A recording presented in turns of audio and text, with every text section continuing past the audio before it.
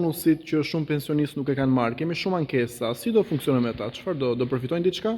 Shiko, duhet të kemi parasysh një gjë që ky bonus ishte era e parë që ndodhi në këtë formë, bile nuk është bonus, po është ftesë në pension.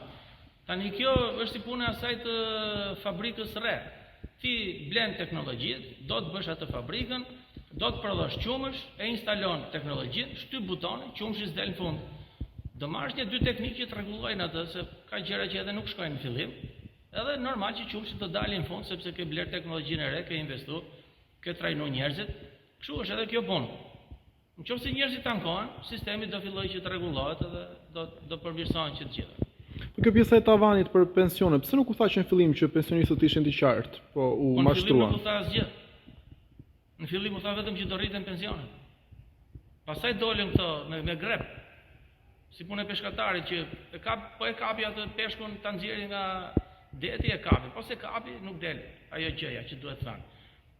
Çështja në Shqipëri është që gjërat që i duhen thënë njerëzve nuk i thon teknikët, nuk i thon specialistët, po i thon politikanët. Faleminderit.